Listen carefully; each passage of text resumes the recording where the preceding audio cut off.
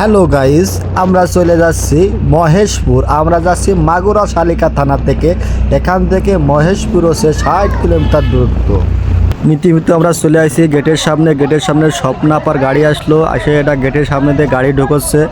গাড়ি দেখুন ঢুকতেছে। স্বপ্নাপারে আমি ডাকতেছি, স্বপ্নাপা খুব ক্লান্তর কারণে সেরকম কারোর কথার উত্তর দেয়নি। দেখুন স্বপ্নাপার গাড়ি কীভাবে যাচ্ছে, স্বপ্নাপার লুকটা দেখুন, সেই লুক স্বপ্নাপার। চলে গেলাম, এটা আমাদের পুরো টিমের কাছে চলে গেলাম। দেখুন আমাদের ঈশিতা আপু, স্বপ্না আপুর পুরো টিমটা একসাথে কীভাবে আছে। ঈশিতা আপুর মনে খুব আনন্দ। দেখুন সে যে হাসি খুশিতে আছে, সে মনে হচ্ছে সবসময় হাসি খুশিতে থাকে, কারণ সে একটা ভাইরাল মানুষ, এই জন্যই তার মুখে সবসময় হাসি থাকে। দেখুন লাস্টে আমাদের ঈশিতা আপু যাচ্ছে, এই যে আমাদের সেই ঈশিতা আপু। কারণ স্বপ্না ঈশিতার খেলা আর আমরা খেলা দেখতে যাবো না তাহলে কি হয়? আর একটা জিনিস ভাই, যেখানে স্বপ্না ঈশিতার খেলা সেখানে দর্শক থাকবে না তাহলে কি হয়? যেখানে দর্শক ধরবে 2000 সেখানে দর্শক এসেছে 30,000। এত দর্শক মাঠের আনাচে কানাচে, বিল্ডিংয়ের অবস্থা দেখুন কীভাবে বেয়ে উঠতেছে, মানে সমস্ত মাঠে দর্শকের এত পরিমাণে ভিড় হচ্ছে। অবশ্যই স্বপ্না আপু পুরো মাঠ পরিদর্শন করলো সবার সাথে। তারপরে আমাদের প্রিয় শিল্পী মনির খান এসেছে, তিনিও মাঠ পরিদর্শন করলো।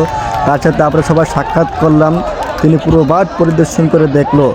এরপরে খেলা শুরু হবে। খেলার মাঠে অনেক গ্যাঞ্জাম মারামারিতে হওয়ার কথা। এখানে দেখুন কি একটা ঝামেলা হয়েছে, ঝামেলা হওয়ার কারণে দুই আপু ওখান থেকে চলে গেলো। এখন ধীরে ধীরে আমাদের মাঠের দিকে সমস্ত প্লেয়াররা নামতেছে, কীভাবে সিরিয়াল দিয়ে দেখুন সব নামতেছে, তাদের মনে অনেক আনন্দ। এই যে সীতা আপু ওখানে খেলা হবে, স্বপ্না ঈশিতা যখন মাঠে নামলো তখন মাঠের হইচই শুরু হয়ে গেলো। সমস্ত মাঠে খেলা দেখুন কীভাবে ধীরে ধীরে খেলা হলো। খেলা হওয়ার চলার 5 থেকে 7 মিনিটের ভিতরে আবার খেলা নিষ্পষ্ট হয়ে গেলো, ভেঙে গেলো। এই যে দেখুন ঈশিতা আপু বল পাইছে, বল পেয়ে একজনের সাথে হ্যান্ডশপ করেছে, অনেক খুশি হয়েছে, আনন্দিত হয়েছে। আর একজন ডাকতেছে, সে বিবাহিত, আমাদের সাথে হ্যান্ডশপ করে কিন্তু সে করলো না। করার দেখুন কিছুক্ষণ পরেই খেলা কিন্তু বন্ধ হয়ে গেল। কারণ হচ্ছে এই খেলা বন্ধ হওয়ার কারণ একটা, যেখানে দর্শক ধরবে 2000 সেখানে দর্শকের টিকিট বিক্রি করছে 20,000-এ। তাহলে এত টিকিটের লোক কোথায় দেবে? দেখুন কীভাবে পুরো মাঠ দর্শকে ভরে গেল। খেলারা অবশ্যই খুব নিরাপদ স্থানে গেল এবং সবাই নিয়ে যাচ্ছে আস্তে আস্তে ধীরে সুস্থে। দেখুন একজন খেলোয়াড়, তার গায়ে মনে হয় কোনো একজন দর্শক হাত দিয়েছে, সেই জন্য সেই খেলাটা খুব রেগে গেছে। রেগে যায় সেই খেলোয়াড়ের নিজেই লাঠি হাতে নিয়েছে, লাঠি হাতে নিয়ে সে কীভাবে যে একটার পর একটা দর্শককে ধাওয়া পাল্টা ধাওয়া করে সব ওখান থেকে তাড়িয়ে দিয়েছে। হ্যাঁ, ওই দেখেন কি অবস্থা এই মেয়েটার।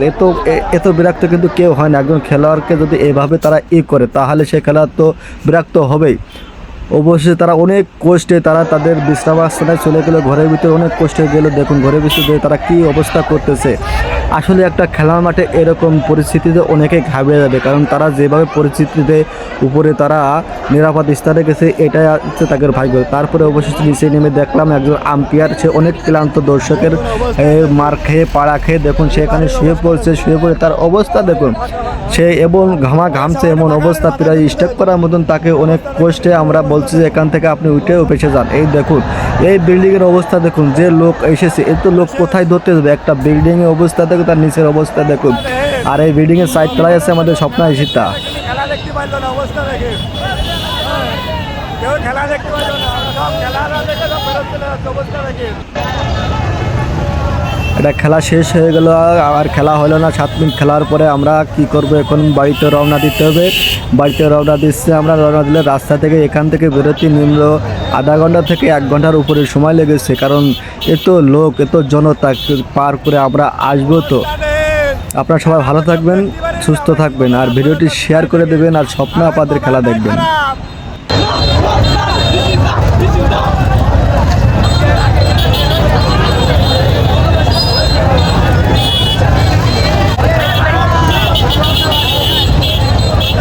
আরে ঈশিতা, স্বপ্না, তোদের খেলা তো আমরা দেখতে পারলাম না রে, বাড়ি চলে যাচ্ছি। আর এক জেলায় খেলা হরি যা বাইরে সেই জায়গায় দেখছি। মোবাইল চল ধরা পড়েছে, ওই দেখেন খাপ খাচ্ছে কি খাওয়া।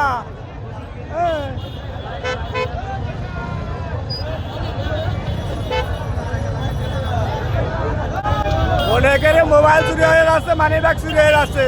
একটারে ধরেছে কুঙ্গা আমার রাজস্থান আমারে খেলা করে শালারা, আমরা আইছি খেলা দেখছি, আর শালারা আমাকে মোবাইল চুরি হতে আইছে। মোবাইল চুরি হতে শালারা কাজ করে খাতে পারে না, আমাকে মোবাইল চুরি হলে এরা ভাত কিনে খাবে। এত কষ্ট যদি আগে জানতাম তাই এত দূর খেলা দেখতে আসতাম না রে ভাই, জীবনটা শেষ হয়ে গেল রে ভাই।